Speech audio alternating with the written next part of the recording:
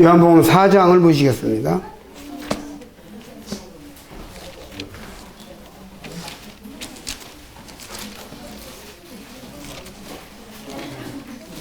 요한복음 4장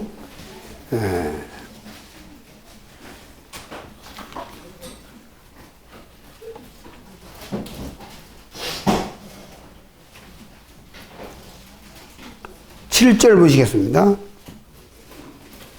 6절과 7절 읽겠습니다. 거기 또 야곱의 우물이 있더라. 예수께서 행로에 권하여 우물 곁에 그대로 앉으시니 때가 제 6시쯤 되었더라. 사마리아 여자 하나가 물을 길러 왔음에 예수께서 물을 좀 달라 하시니, 주님께서 이게 접근 단계에서 아주 자연스러운 소재를 선택해서 공감대를 형성하는 과정을 이 말씀에서 잘 볼 수가 있습니다. 아까 시간에 제가 뭐 좀 대충 개성 있게 생겼다고 하는 말씀 하다가 이제 마쳤는데, 사람은 아전인수격으로 해석하는 습성이 있어가지고 개성 있게 하면 이상스럽게 생겼다는 말도 되지만, 본인은 참 큰일 할 사람으로 특별하게 특이하게 잘생겼다고 들리는 것이에요. 그러니까 그렇게 대충 말해두면 됩니다. 그런데 주님께서 이 실제적으로 접근 단계에서는 공감대를 형성을 했어요. 지금 이 여자는 우물가에 물길로 왔고, 예수님은 행로에 우물 곁이니까 어떤 물을 한 잔 얻어먹어야 될 필요성을 느끼는 것이죠. 그렇죠? 그래서 우물이라고 하는 그 자연스러운 소재, 물이라고 하는 자연스러운 소재, 공통분모가 지금 여기 만나진 거예요. 그래서 그것을 그대로 적용하는 것입니다. 그러니까 우물가에서 물 들어온 여자에게 물을 달라고 하는 것은 이상한 게 아니잖아요. 자연스러운 거잖아요. 그렇죠? 그러나 이것이 굉장히 자연스러운 건데도 불구하고 유대인으로서 어떻게 나에게 물을 좀 달라고 합니까? 라는 질문을 통해서 이제 그 유대인과 예수님과 그 여자와 사마리아인과 예수님과 이게 그 중간에 있는 벽을 헐어가는 거예요. 점점. 요한복음 4장과 열왕기하 5장은 여러분이 전도에 있어서 전도를 하고자 하는 사람이라면 열왕기하 5장을 면밀하게 읽어보시기 바랍니다. 전도의 방법과 전도의 과정과 전도자의 품행, 모든 게 다 나옵니다. 거기에. 열왕기하 5장 나아만 장군 이야기, 요한복음 4장 우물가의 수가 여인 이야기, 이것은 전도의 모든 것이 다 들어있어요. 그래서 이걸 분석하면은 굉장한 것들이 나옵니다. 그래서 한번 참조하시면 좋을 듯 합니다. 그러니까 전도에서 자연스러운 소재를 선택하라. 우리 주님께서는 자연스러운 소재를 잘 사용하셨어요. 추수에 관한 얘기도 여러 번 하셨어요. 요한복음 4장 이 밑에서 추수가 나오죠. 추수를 많이 이야기했습니다. 또 마태복음 13장에서도 추수 이야기들이 나오죠. 곡식에 대해서 또 그 바울도 곡식을 밟아 떠는 소에게 망을 씌우지 말라 등등 그런 그 자연스러운 소재를 선택해서 이렇게 말씀을 증거하는 전하는 이런 과정들이 성경에 나와 있습니다. 그래서 공감대, 자연스러운 소재를 선택하라 해서 추수, 또 씨 뿌리는 비유라든지 이런 것들은 전도하는데, 말씀을 전하는데 말씀이 사람들 마음속에 녹아 들어가는 데 있어서 굉장히 좋은 예화가 되고 있는 것입니다.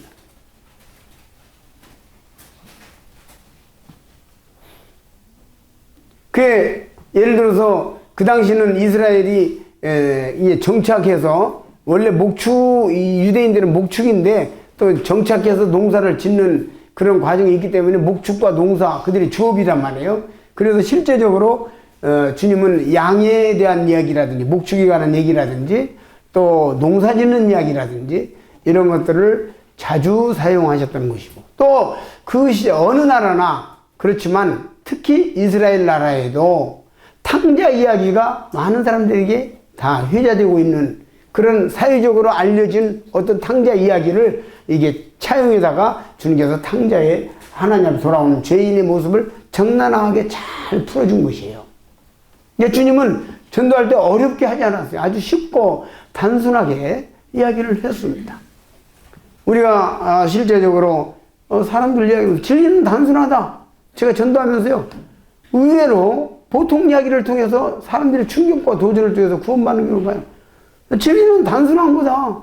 자, 먹으면 배부르죠? 네. 안 먹으면 배고프죠? 계속 안 먹으면 죽죠? 그게 진리요. 그러면요, 깜짝 놀라는 거예요. 진리하면 아주 고상하게 생각해서, 대학교 도서관에서 책을 열고 진리를 탐구하는 그 학도의 모습을 상상하다가, 예? 그 학문이라는 게 뭡니까? 진리를 탐구하는 거잖아요. 학문, 진리를 탐구하는 거잖아요. 그러니까 그렇게 고상하게 생각하다가 옷 입으면 따뜻하죠? 네. 옷 벗으면 부끄럽고 춥죠? 춥죠? 옷 입으면 따시잖아요. 옷 입으면 벗으면 춥잖아요. 그게 진리예요. 계속 옷을 계속 따뜻하게 안 입으면 얼어 죽어요. 응? 그게 진리예요. 그런 거예요, 그런 거.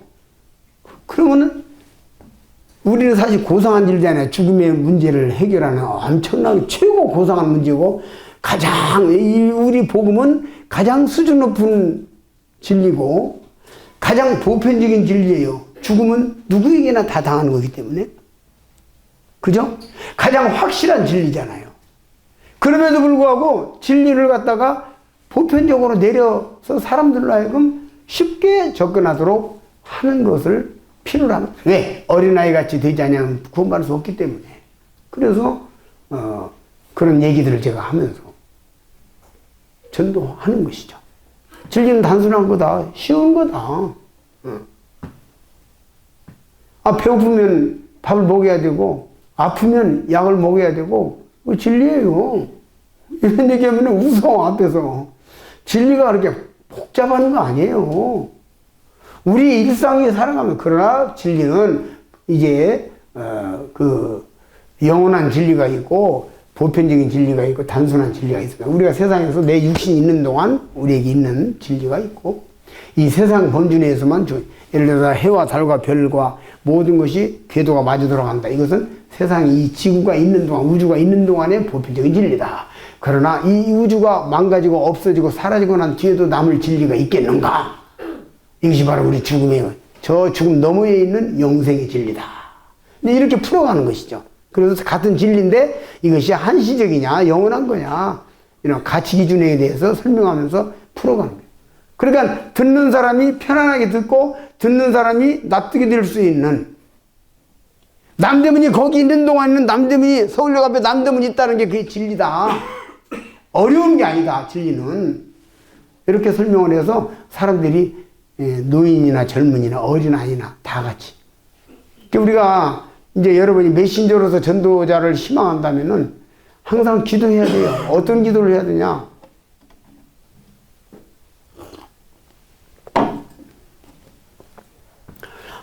노인들한테는 참 되는데 학생들한테는 좀 안 돼. 그러면 안 되고. 그렇죠? 또 아주 그 학생들한테는 통하는데 나이 든 어른들이나 뭐 이런 사람들은 잘 안 맞아. 이런 데는 또 안 되는 거예요. 그렇죠? 또 지식인들한테는 통하는데 그렇죠. 그러니까 이 한 전도를 하게 되면, 대중을 전도를 하게 되면은 거기에는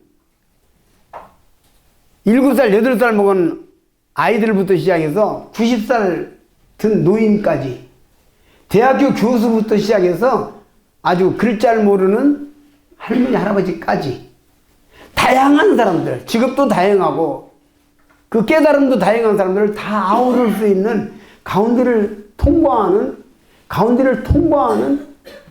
보편적인 그 중간 기준이 무엇이겠는가를 보면서 가는 거예요. 학생 기부에 가서 학생들한테는 되지만 노인 기부는 안 되면 안 되잖아요. 그런 것들을 가운데를 통과해서 이게 다 아우를 수 있는, 이것이 대중전도만 그런 게 아니에요. 여러분이 만나는 개인전도도 마찬가지 똑같아요. 개인전도도 늘 아이들만 만나거나 늘 노인들만 만나거나 늘 교수만 만나거나 늘 글자 모르는 사람만 만나는 건 아니잖아요. 다양성 있는 사람들이 우리 앞에 있지 않습니까? 직업도 다양성 있는 사람들이 있고, 그래서 그 모든 사람들을 아우르려니까 이게 전도자는 어떤 면에서 보면은요, 조금씩은 아는 것도 필요해요. 꼭 필요한 거 아닙니다. 몰라도 상관없어요. 그러나 뭐 철학도 조금 읊고 에? 또 무슨 뭐 역사도 조금 읊고 또 시도 조금 읊고 에? 또 이게 뭐 그 사업 하는 사람인데 그것도 약간의 지식으로 좀 조언도 하고 뭐 이렇게 하면 좋아요. 예. 예. 주님께서 그런 것들을 조금 저에게 주셔서 좀 하는데 사실 제가 제대로 아는 게 없거든요. 제대로 배운 것도 없고. 그래서 우리 아이들 모아놓고 야 아버지는 평생에 아는 척하고 살았는데 너희들은 좀 제대로 알아라. 그 얘기를 제가 삼남매 앉혀놓고 했어요. 그러나 연세대학교 철학과 나와가지고 그 목포에서 연세대학교 철학과 나와가지고 그 뭐죠 논술학원 원장을 하는 사람을 딱 만났을 때 딱 만나가지고 철학자 러셀이 안 된다고 그랬는데 혼자 되는 거예요? 한마디 딱 쏘아붙이니까요 기가 죽는 거예요. 논리적으로 달라들라고요? 한번 해봅시다. 그래요. 논리적으로 오는 게 꼭 오는 게 아닌데 잘하시겠네. 예? 나 무리를 걸어갈 수 있다고.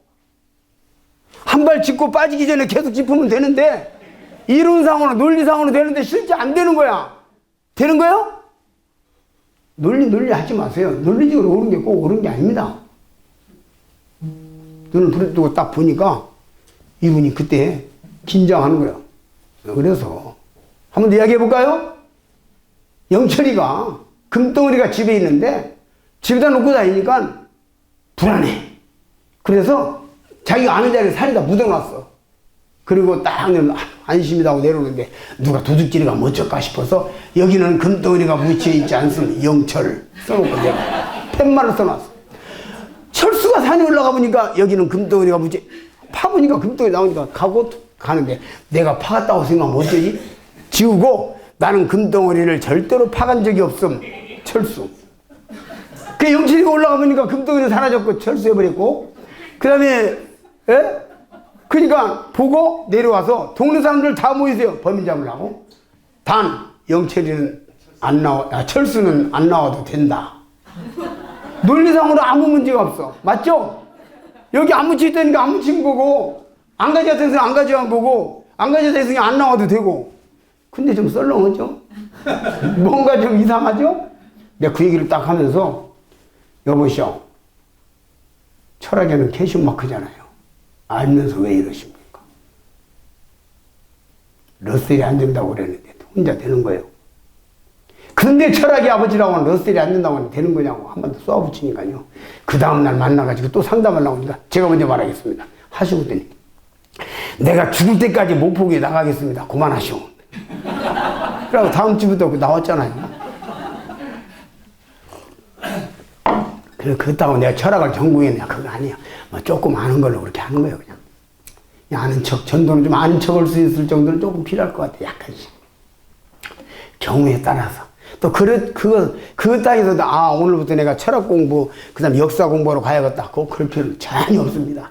말하자면 그렇다는 것이에요. 이해되십니까? 네, 조금 그죠. 역사 하면은, 5월 동주란 말이 왜 생겨났는가? 뭐 이런 것 정도 해가지고, 오늘날 뭐 구천이 어떻고 뭐 이렇게 조금 이야기 몇 마디 읊으면, 함부로. 유학하는 사람에게 딱 이야기해서 하기 싫으면 불영 열어와라. 이거 한번 읊어주면요. 그 다음에 딱 끝내. 그러면 이 사람이 유학을 얼마큼 했는지를 몰라. 걔 하면은 본전 드러나니까. 미천 드러나니까. 그래서 딱 체계 잡고 나가는 것이죠. 이게 이게 다양성이 있는 것인데, 다양성 있는 사람들을 만났을 때 다양성 있는 전도가 필요하고, 그러기 위해서 우리가 기도하고 지혜를 구하고, 꼭 이러지 않다 할지라도 지혜가 필요한 거예요. 국민학교 분이 안 나온 어떤 형제가 한국교회 초창기 때 이야기입니다. 기차를 타고 서울 올라가는데, 옆에 사람하고 전도하는, 옆에 대학 교수하고 이제 전도가 붙어서. 근데 이 교수가 성경을 상당히 많이 아는데, 안티 기독교 쪽으로 알아. 무슨 말인지 알겠죠? 이래가지고, 이제 대화를 한참 하는데, 교제를 하는데 이 교수가 뭐라고 하냐면, 아니, 그런데, 영어 성경에는 이런 단어가 이렇게 돼 있고 이렇게 돼 있는데, 한국 성경에는 이렇게 돼 있습니다. 이 사람이 ABC들을 잘 몰라, 지금. 옛날 지금 나이 한 70대 된 사람, 지금 70대 된 사람들, 뭐, 초등학교 나왔으면 뭐 알겠어요? 영어 ABC도 안 배웠는데. 이래가지고 하는데, 이제 사람들이 다 보고 있는데, 기차 속에서 딱, 이제, 말하는 거예요. 영어 성경에 이렇게 돼 있는데, 한국 성경에 이렇게 돼 있고, 그럼 이것은 모순 아닙니까? 딱 자기가 아는 걸 지적하는 거예요. 뭐라고 대답하겠어요? 하나님 나에게 지혜를 주십시오. 딱 기도하고 딱 하는데 하나님과 접촉이 이루어진 거예요. 제가 접촉해야 된다고 그랬죠? 딱 말하는데 뭐라고 하냐면, 여보시오, 그 정도 가지고 나한테 질문하십니까? 그 정도 가지고 지금 성경을 도전하는 것입니까? 해놓고, 우리말에 아버지를 이야기할 때, 아버지, 아빠, 아버님, 부친님, 다 아버지 얘기하는 거 아니에요? 뭐 그 정도 가지고 성경을 도전하는 겁니까? 그러니까 제가 졌습니다. 끝. 그런 얘기도 듣습니다, 우리가. 그러니까 하나님의 지혜는 무궁무진한 거예요. 이사야서 4장 16절입니까? 그의 지혜는 끝이 없고 그의 지혜 깊이는 한이 없어요. 제가 이렇게 접근 단계, 본 단계 다 이야기를 하지만 전도는 하나님이 주시는 무궁무진한 지혜로 하는 겁니다. 아시겠죠? 그래서 제가 가끔은 이게 전도 훈련을 해야요, 말해야 돼, 이런 생각도 자주 해요. 그럼에도 불구하고 어떤 기본적인 얘기를 좀 들어두는 것이 도움이 될 것이다 하여 지금 몇 마디 하는 거지, 사실은 하나님과 나 속에서 이 무릎이 터지도록 깨지도록 이마를 땅에 찌면서 몸부림을 치면서 자기 발전을 도모해야 돼서 사는 것이에요. 하나님, 나에게 지혜를 주십시오.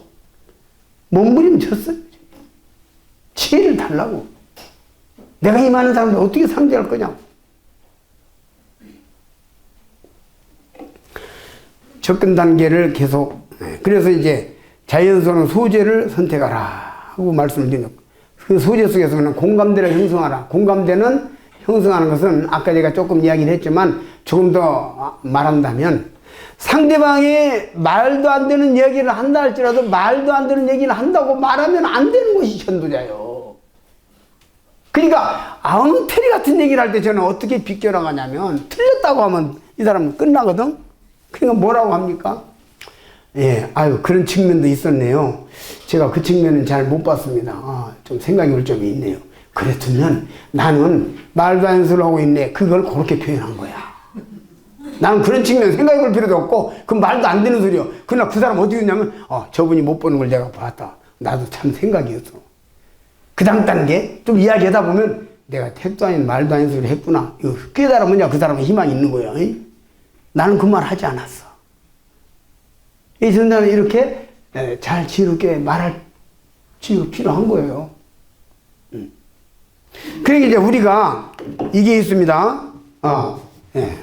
이제 잘 되네. 접근이 잘 돼. 우리 입에서 나오는 것을 세 가지로 말할 수 있어요. 첫째로 우리 입에서 나오는 게 뭐가 있냐면 소리가 있어요. 말도 안 되는 소리. 그러죠? 엉터리 같은 소리, 영양가 없는 소리, 헛소리, 잔소리. 이게 다 소리라고 그래. 우리가 말을 에너지 소모해가지고 말은 열심히 하고 비싼 밥 먹고 말 열심히 하는데 상대방이 뭐라고 듣냐면 참 엉터리 같은 소리 하고 있네. 되지도 않은 소리 하고 있네. 이게 소리라고 그래. 소리는 이것도 소리잖아요. 이것도 소리고, 또 뭐 피아노 치는 것도 소리고, 피아노가 넘어지는 것도 소리고. 그러니까 우리가 내 말이 상대방의, 전도자의 말이 상대방의 영향을 미치지 못할 때 이게 소리가 된다고 생각을 해보세요. 슬픈 거예요. 그렇죠? 영향을 미칠 수 있어야 되는 거예요. 그러면 이것은 일상생활에서도 마찬가지. 우리 전도 아니고 일상생활에서도 내가 상대방에게 말을 해서 상대방이 귀담아 들을 수 있는 말을 하도록 해야 되는 필요가 있는 것이에요. 그렇죠?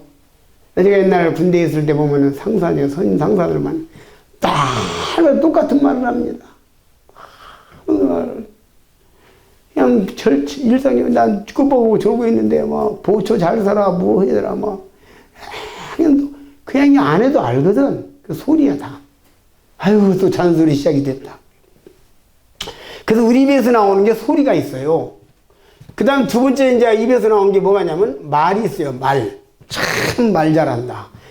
좀 생각해 볼 점이 있네. 그 말은. 그 말은 옳다. 이렇게 이야기하잖아요.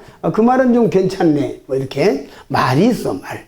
그래도 이것은 상당히 소리보다는 나은 영양가 있는 의미가 있어요, 조금. 그러나 이 말 가지고 전도는 못 하는 것이에요. 말가지. 그 다음에 나오는 게 뭡니까?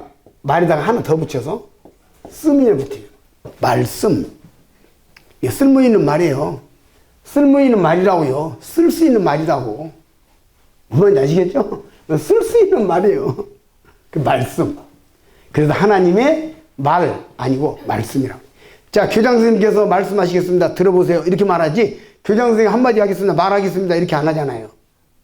그래서 이게 상당히 업그레이드 된 뭔가 우리가 귀를 기울이고 들어야 될 필요가 있는 무언가 내가 듣지 않으면 중요한 걸 놓칠 수 있는 말씀이 되는 거예요.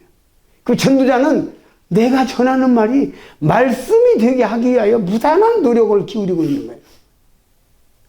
그 사람에게 말씀이 되기 위하여 그 사람이 새길 만한 내가 정말 저 말을 들어보니까 저 말씀이 옳네 하는 생각을 하게 하기 위한 부단한 노력과 기도가 필요한 것이죠.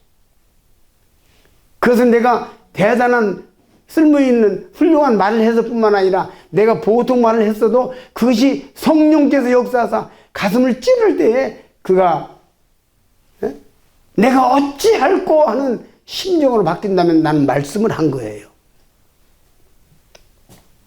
이렇게 세 가지 정도로 생각을 해보는 것입니다. 우리는 말씀을 전하기 위해서 나가는 사람들이지 말하기 위해서 나가는 사람들이 아니다.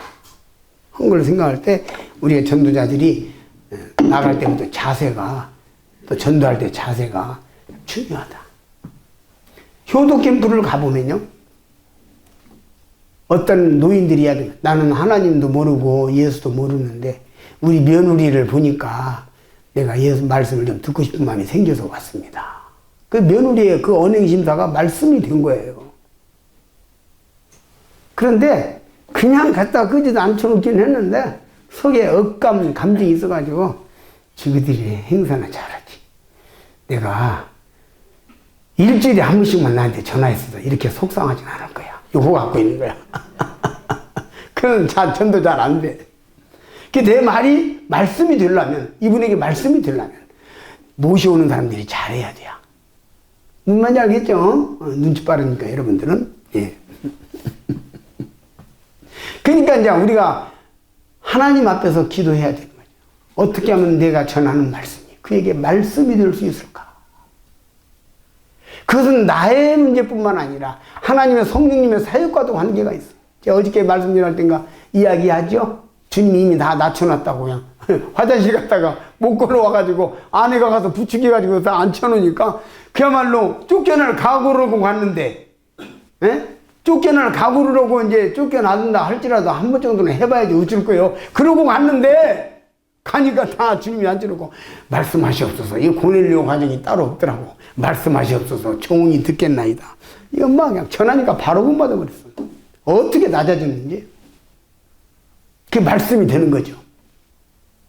이것이 우리가 기도 제목이란 말이에요. 이것이 전도의 지금 핵심을 짚어나가는 거예요, 사실은. 그 양반에게 있어서 내가 전하는 말씀이 하나님의 말씀으로 들리기 시작하면 접근의 완성이란 말이에요. 무슨 말인지 아시겠죠?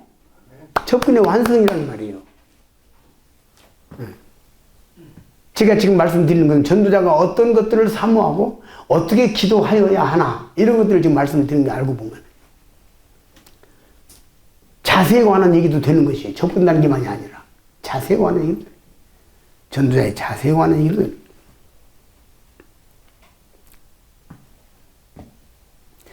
자, 우리 이제 그 자세에 관한 얘기도 조금 생각해 보겠습니다.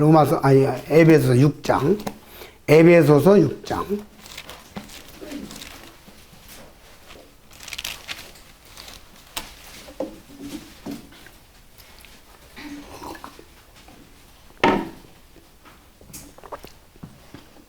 (10절) 보시오.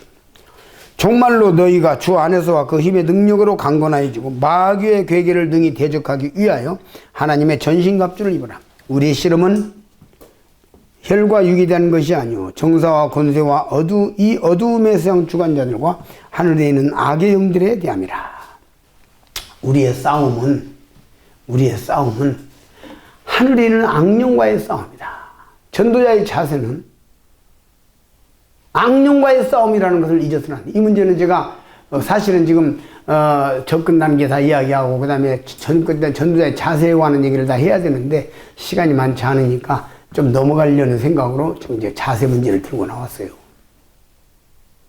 그래, 자세에 있어서 우리는 사탄 마귀와의 전쟁, 그러니까 사탄을 의식한다고 하는 거죠.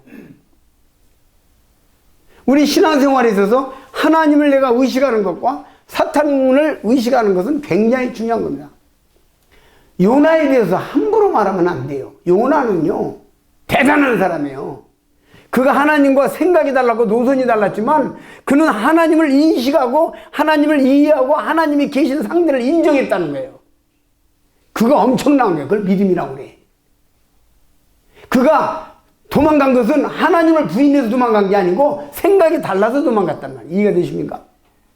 야고보서에 보게 되면은 너희가 욥의 인내를 들었고 하는 말씀이 있죠. 자, 욥의 인내가 뭡니까? 병들었는데도 오래 참고 있었으니까 못 참으세요. 한번 읽어보세요. 내 가죽 부인이 터져나가고 내가 밤에 잠을 자고 뒤척뒤척하고 낮에도 밤에도 내가 잠을 잘 수가 없고 누울 수도 없고 앉을 수도 없고 그 줄기차는 고생을 하면서 불평도 하고 원망도 막 하죠. 하나님에 대해서 원망하죠. 그 욥의 인내가 뭔데요? 뭐가 있는데요? 욥의 인내가 뭐냐고. 불평 다 했어요. 아프다고 나오고 소리 질렀어요. 그리고 막 친구들한테 야, 너희들은 우리 집 양치기만도 못하는 너 아버지는 양치기만도 못하고 막 이런 얘기도 하고요. 욥이 막 친구들하고 변론하고 뭐 무지막지한 얘기 다 늘어나는데 뭐가 인내냐고요. 욥의 인내가 뭐냐고. 욥은요, 그 모든 어려운 가운데서 하나님을, 심지어는 하나님과 변론하려 하느라고 하나님만 따지고 그렇게 다 했지만 마지막 한마디를 안 했어요. 그게 뭐냐? 하나님을 부인하는 얘기 안 했다고. 아내가 하나님을 욕하고 하나님을 부인하고 죽으라 그랬죠? 안 했어요. 끝까지 안 했어요. 그냥 상대를 인정했다는 거예요. 이게 믿음이에요. 우리 그리스도인들이 살아가면서 어떤 경우에도 부인한 듯한 얘기도 하면 안 돼요. 하나님이 계시는데 내가 왜 이래야 됩니까? 이런 말도 하면 불성스러운 거예요. 끝까지 우리는 하나님을 인정하고 가 있나, 우리 언행에서. 욥이 그랬어요. 마지막까지 하나님을 불신하는 얘기는 끝까지 안 했어요. 하나님의 상대를 인정하면서, 그죠? 왜 하나님 나를 이렇게 하시는 겁니까? 하나님이 나를, 전능자가 나를 괴롭게 하는구나 이 말은 했지만 전능자가 있다는 걸 인정한 거잖아요. 다 모든 언어가. 그게 인내예요. 우리 마지막까지 어떤 어려움과 고난과 고뇌와 번뇌와 힘든 일을 닥쳐도 조금도 하나님에 대한 의심 비슷한 언어까지도 우리는 드러내서는 안 되는 거예요. 다 하나님의 뜻이고 하나님 아버지가 계시니 내가 지금 하나님을 이해 못한다 할지라도 하나님은 분명히 나에 대한 어떤 프로그램을 가지고 있고, 내가 하나님 앞에 가서는 이 일로 말면 지금은 이 일로 내가 하나님 앞에 감사하지 못할지라도 하나님 앞에 가면 내가 감사할 수 있으리라. 이런 고백들이 필요한 것이죠. 욥이 그랬어요. 육체 밖에서 하나님을 보시라 그러잖아요. 따라서 전도자도 마귀를 인정하는 것이 필요해요. 하나님을 인정하는 것처럼. 우리가 하나님을 잘 인정하는데 마귀는 잘 인정하지 않아. 아시겠습니까? 제가 포도를 사다가 지금 저 숙소에다 갖다 주셨어요. 포도송이를 다 기내 서너과요. 이래가지고 제가 포도 2알 먹었습니다. 지금까지. 안 먹습니다. 서북조 인재님이 당뇨 조심하라고 하셨거든요. 그래서 2알 먹었습니다. 감 갖다 놨습니다. 감사하죠. 감도 갖다 놓고 사과도 갖다 놨으니까 감사하죠. 그럼에도 불구하고 감 1개도 안 먹었습니다. 사과 4분의 1쪽 먹었습니다.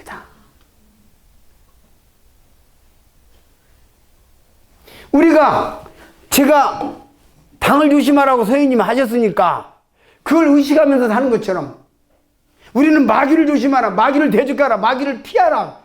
성경에 기록이 있잖아요. 안 찾으면 다 잘 알잖아요. 그러니까 마귀를 의식하고 산다는 게 굉장히 중요한 거예요. 당뇨 환자가 당을 의식하고 사는 것처럼 그러죠? 무슨 위암 환자가 또 어떤 다른 환자가 그 병을 의식해서 어떤 음식이라든지 활동이라든지 기타 이런 걸 의식하고 사는 것처럼 우리는 마귀를 인식하고 마귀를 의식하고 그 마귀를 생각하면서 사는 것이 필요하단 말이에요. 욥의 생애가 위대했던 것이 그거란 말입니다. 하나님을 끝까지 의식하고 살았다는 거예요. 그게 인내예요. 우리는 하나님을 의식하고 사탄 마귀를 인식하면서 갈 때 마귀와의 전쟁이다, 이 전도. 그러므로 내 한 영혼을 만났는데 이 영혼을 내가 전도함에 있어서 내가 이 영혼을 마귀에게 빼앗기느냐 하나님의 창고에 내가 넣어드리느냐의 싸움이라고 하는 것을 생각을 할 때 전율을 느끼는 거고, 그래서 내가 어찌할꼬. 전도자에게는 포기는 없습니다. 전도자는 오직 배추 포기만 있을 뿐입니다. 포기가 없습니다. 배추 포기 외에는. 무슨 말인지 아시겠죠? 모르면 지나가고. 그래서 이 한 영혼에 대해서 다음 기회를 보고 주님께서 어떻게 인도하실지, 지금은 이 사람 상담할 때가 아닌 것 같다, 아직 좀 때가 이른 것 같다라고 해서 넘어가는 거지, 포기하는 경우는 제 삶에서 지금까지 포기한 구도자는 없다고 믿습니다. 있을 수가 없고. 제가 지금부터 한 7, 8년 전에 어떤 장님을 만났는데, 형제님 참 선견지명이 있으십니다. 그래서 아이고 뭐 그런 말씀을 하십니까? 그랬더니 예, 우리 동생을 내가 지금부터 20년 전에 15년 전인가 우리 동생을 상담시켰는데, 남동생 상담시켰는데 상담을 1시간 하고 나오면서 형님 뭐라고 하신 줄 아세요? 아, 모르겠는데요. 그랬더니 침상형이다 그렇게 말했대요. 뭔지 알겠습니까? 이 사람은 병들어 침상에 눕기 전에는 못 믿는다. 그래서 죽을 때 믿을 거다. 그렇게 말씀하시고 갔는데, 요 2년 전에 암 걸려가지고 병상에 누워서 마지막 믿고 갔대. 그래서 포기하는 건 아니잖아요. 이 사람은 누워야 공부할 사람이라고. 예, 절대로 포기라는 건 없다. 배추 포기 외에는. 우리는 포기하지 않습니다. 그냥 지금 작전상 일시 보류 후퇴, 전진을 위한 후퇴, 혹은 작전상 뭐 조금 이런 거예요. 전도자는 마음에 너는 끝까지 내가 해볼 거다 하는 딱 이걸 가지고 가는 것이죠. 누구든지 마찬가지예요. 포기하지 마세요. 가족들도 포기하지 마세요. 하나님 아버지께서 어떻게 하실지 몰라. 내가 알고 있는 장님 남편은 그렇게 구원받았어요. 어떻게 구원받았느냐? 자매님이 전도하다가 지쳐가지고 하나님 앞에서 그 자매님이 거의 포기 상태에 갔어. 우리 남편은 안 되겠어. 그런데 어느 날 출근을 했는데, 남편이 출근을 했는데 갑자기 전화가 와가지고 여보! 왜요? 그 어떻게 하면 천국 가는 거 빨리 이야기해봐.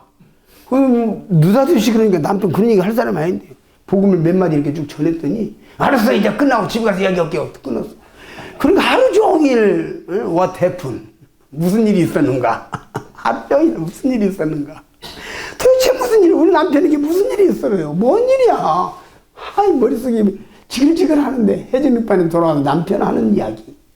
자기가 가장 친한 친구가 있었대. 어렸을 때 그 친구인데, 야, 너는 평생에 대충 친구는 있어도 진짜 친구는 너고 나뿐인 거야. 나 그렇게 살 거야. 나도 마찬가지야. 그래서 만약에 우리가 살아가면서 내가 폭삭 망한 일이 벌어지면 네 재산 절반 가지고 우리가 사는 거고, 네가 망하면 내 재산 절반 가지고 네가 같이 사는 거야. 그렇게 언약한 친구가 있었답니다. 근데 그날 전화가 왔어. 야, 그래도 우리 친구지, 그죠? 그거 말할 것이 없지. 내가 주면 네가 줘. 그럼. 상관없어. 야, 나 어저께 예수 믿었다. 어쩌려고. 그럼 나도 믿어야지, 뭐. 재산도 절반 나눠서 가지려고 약속한 친구인데, 믿어야지. 그러니까, 급한 대로 내 말만 들어봐. 하고 쭉 이야기하는데 아내 말하고 너무 똑같은 거야. 이거 한 교회 아니야? 같은 교회 아니야? 이래가지고 수소문 해보니까 교회 형제로 들어온 거야. 그 친구가. 그러니까 남편은 그 다음날부터 바로 교회 나와서 구원받고 지금 형제예요. 이런 일도 있어. 하나님께서 어떻게 하실지 몰라. 하나님의 방법을 내 머릿속에 제한하지 마세요. 왜 포기합니까, 우리가? 때를 기다리는 거지. 우리 주님도 하나님도 때는 기다렸잖아요. 그렇죠? 하나님도 때는 기다렸잖아요. 전도자가 때를 기다리는 거지 포기하는 일은 없다. 그러면 안 된다. 네. 그래서 최선을 다해서 지금 시간에 할 수 있는 데까지 해놓고 다음을 또 기다리는 거. 이렇게 가는 것이에요. 그래서 우리가 사탄과의 전쟁이니까 전도자가 포기하면 그 영혼은 사탄에게 내어주는 것이 되어버리는 거다. 이런 말이에요. 특히 이제 저 같은 전도자는 전국에 이렇게 다니잖아요. 다니니까 이제 어딘가 모르게 최후의 보루다는 생각을 해요. 무슨 말인지 알겠죠? 뭐 꼭 최후의 보루는 아니지만, 자, 보세요. 아내 말을 듣고 구원받은 사람 드물잖아요. 거의 드물잖아요. 동기는 되지만, 아내 말하면 일단 무시하고 들어가. 그러니까 아내 안 되죠? 지역교회 일꾼 전도하지만은, 뭐 열린 사람한테 전도해줘만, 딱 막힌 사람들, 이런 사람들은 지역교회 일꾼 서로 몸조심하잖아요. 거기도 몸조심하고, 여기도 몸조심하고, 아내가 나가는 교회 일꾼이니까, 또 함부로 하면 또 아내한테 뭐 영향을 할 수 있고 이래서 이제 더 서로 이제 처세하는 거야. 그러니까 이게 어렵다고. 그러면 전도자가 이제 해결사로서 해줘야 되는 건데 전도자까지 담을 치면 어떻게 되겠어요? 예, 우리가 말할 데가 없는 거예요. 가끔은 제가 듣습니다. 야, 어떤 분이 남편이 조금 마음이 돌아서면 그 있잖아, 머리 벗겨지고 아니 그렇지. 그 허위는 그냥 여기 집회를 안 한다냐? 그런 말 하는 사람도 이제 오는 거야. 또 전화가 와요. 여기 대구인데요. 그래서 왜요? 우리 남편이 형제님하고는 교제한다는데, 에이? 언제 여기 전도를 안 오나요? 이미 저는 전화가 오도록 장치를 해놓고 떠난 거예요. 적어도 내가 전도하지 않았지만, 그 사람 구원받지 못했지만, 이 사람 참 이야기할 만한 맛깔스러운 맛이 있다. 이 사람하고 이야기하면 좀 말이 통할 수가 있겠다. 내가 만약에 예수를 믿는다면 저 사람하고 한번 상담하겠다. 이런 아주 신사적인 이런 모습을 보여줘야 할 필요가 있는 것이에요. 그래서 좋은 교제를 나누고, 선생님께서 예수님 믿으시면 참 잘 믿으시겠습니다. 지금은 아직까지는 좀 생각이 다르시니까 좀 더 때를 놓고 기도하고 뭐 이렇게 해서 좋게 인격적으로 해놓고 나면 다음에 찾는 거예요. 자기 잘 이렇게.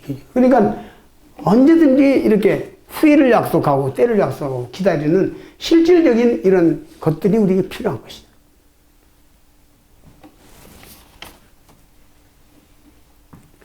전도자들이 이제 접근을 할 때에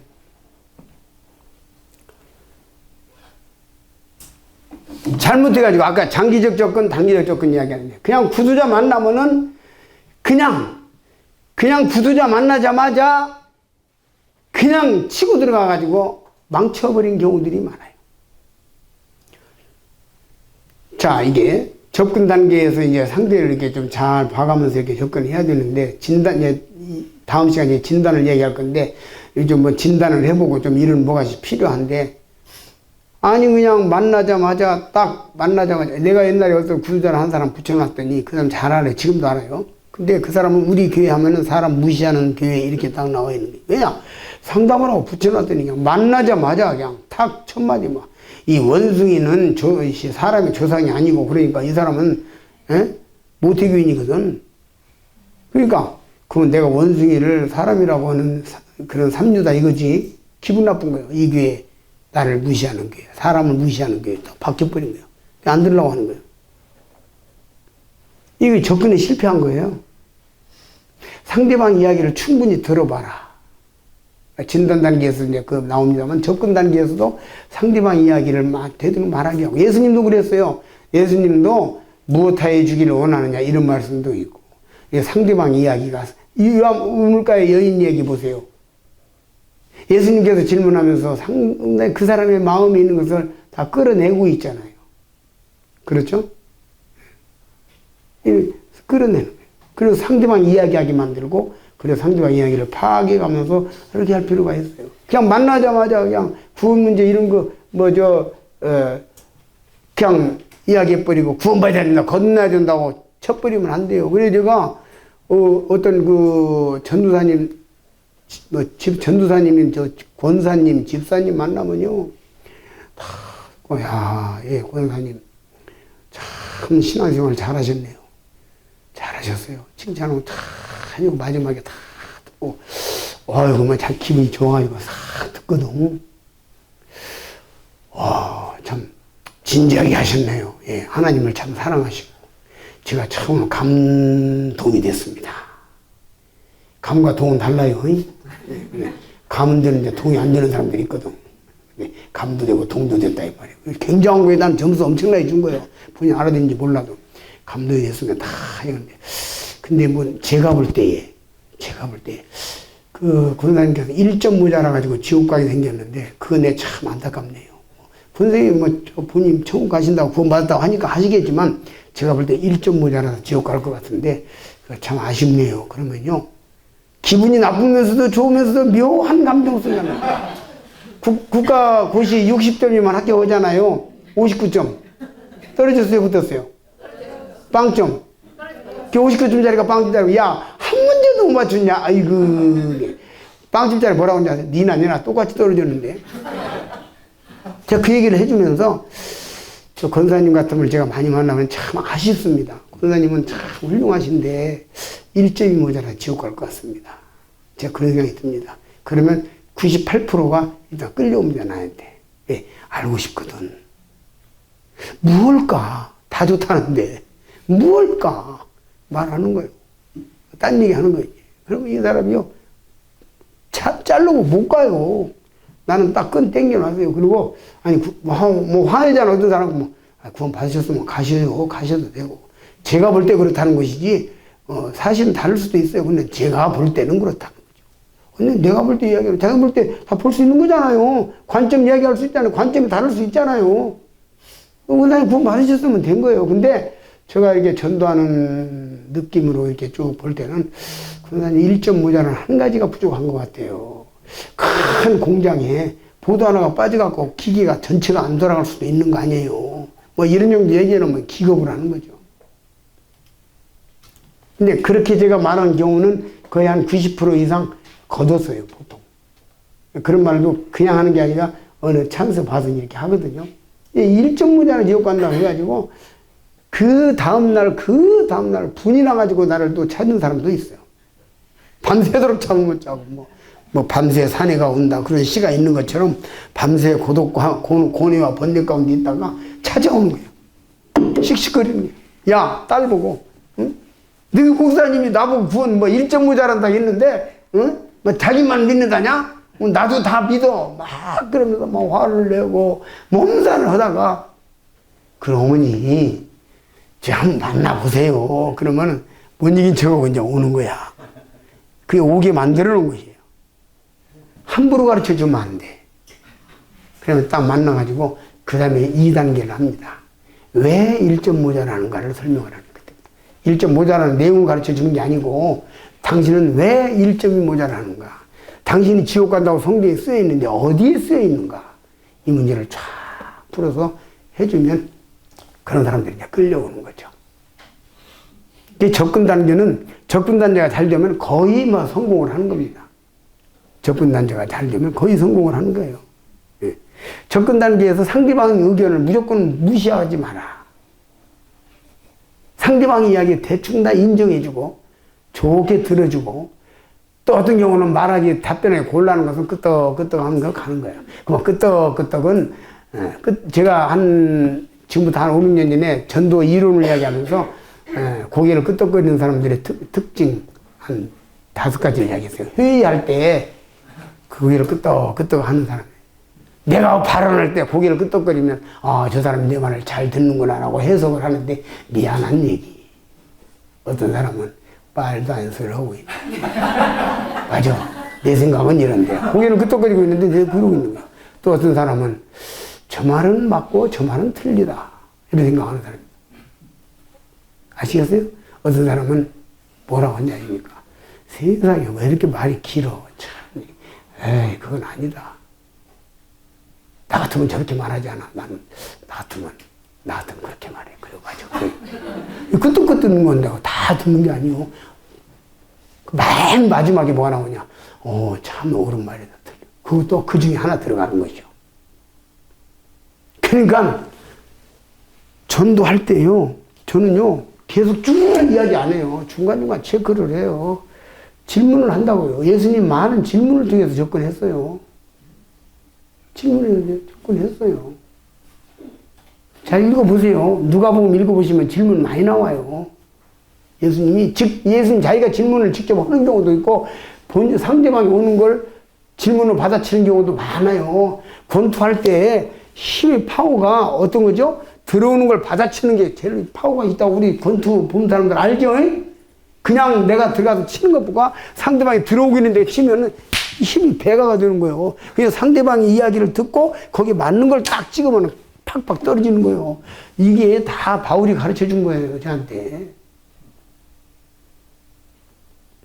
그게 우리가 들어보고 중간중간 체크도 해야 돼요. 접근할 때, 이야기할 때. 접근도 그렇고 진행도 그렇고 다 마찬가지예요. 엉뚱한 생각할 수 있어요, 서로. 그러니까 이렇게 해가지고 중간에서 그러죠, 그거 어떻습니까? 그러면 다른 생각하고 있다가 뭐라고 했죠? 뭐 그런 사람도 있고, 예, 맞아요. 그 말씀 듣고 보니까 그거 맞네요. 그러면 이게 좀 먹혀 들어가고 있구나 하는 걸 체크를 하는 거죠. 이게 중간 체크가 중요한 거예요.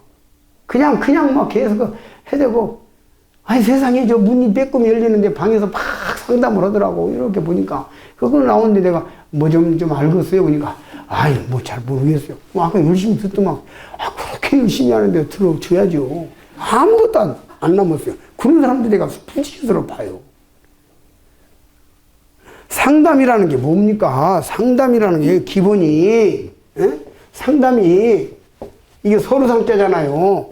그렇죠? 그 다음에 담자가 말씀 담자잖아요. 예? 서로 말하는 게 상담이요. 나 혼자서 그냥 줄기차게 그냥 우리는 주입식 교육 세대라 주입식 교육 그냥 주입시키는 거예요. 그리고 그냥 주입한테 말 안 들으면 그냥 꾸짖어가면서 식민지 교육이 뭔지 아십니까? 하나 가르쳐도 모르면 때리고, 두 번 물으면 벌써 멍청한 거다고 때리고, 세 번 물으면 돌대가리하고 때리고, 그래서 기죽이는 게 식민지 교육이거든. 지금 내 나이 정도는 식민지 교육을 받은 사람들이에요. 일부 사람들이 식민지를 기죽이는 교육이거든. 몰라. 몇 번을 가르쳐 주는데 모르냐, 이 멍청아. 하면서 막 저렇게 패는 거야. 그 전도도요, 그런 식으로 그냥 막 갖다 집어넣으려고 하는데, 그게 그렇게 됩니까? 35살이면 나도 35년 인생을 살았다 이거지. 나름대로의 견해가 있고, 나름대로의 생각과 관이 있다고요. 그렇잖아요? 그런 사람들에게 내가 밀어넣는다 해서 들어가는가며. 조금씩 여유를 만들어서 조금씩 빼내가면서 해야죠. 이사야서 55장 8절에 뭐라 했습니까? 6절에 뭐라 했습니까? 네 생각을 버리라. 그럼 우리가 생각을 조금씩 빼내가면서 살살 집어넣어야 되는 것이에요. 이론상으로 제가 이렇게 말씀을 드린 거고, 제가 전도할 때 실제로 적용하는 내용이거든요. 저는 활발하게 적용하고 있어요, 이런 것들을. 계속 하다 보면 그건 됩니다. 여러분들 이런 얘기를 들어둔 것과 들어두지 않은 것의 차이는 굉장하다. 원리적인 거니까. 원리니까. 네, 굉장한 거예요.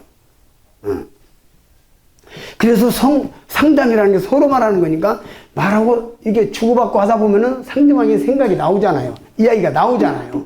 이야기가 나오다 보니까 뭔가 우리가 서로 대화를 해가면서 합리적인 결과가 빨리 도출될 수 있는 것이죠. 아니면은 아까 말씀드린 대로 세상에 남에서부터 지금 모태교인인데 모태교인한테 계속해서 그냥 막 원숭이가 조상이 아니라고 이런 얘기나 계속 해대버리면 뭔 일이 벌어지겠냐고. 나중에 끝나고 난 뒤에 나 정 기분 나빴거든. 이래버리면 뭐야. 그러잖아요. 그렇죠? 그렇죠? 그러니까 10분 쉬었다 합시다. 제가 어떻게 열심히 들었는지 30초.